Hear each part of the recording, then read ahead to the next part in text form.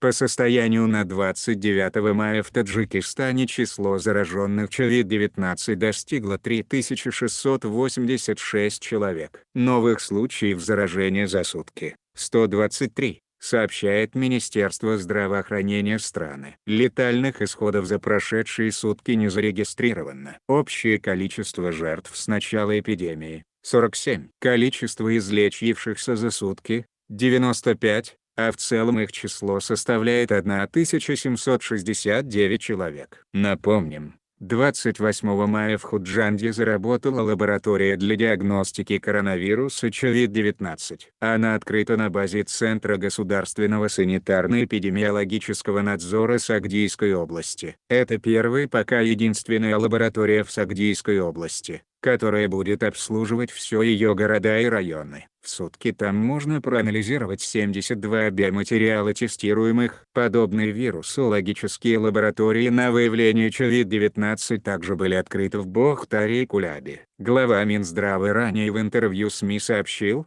что в настоящее время в Душанбе есть уже 5 лабораторий, и их количество будет увеличено. А таджикским медикам уже за май выдадут надбавку к зарплате на общую сумму 4,2 миллиона самоня.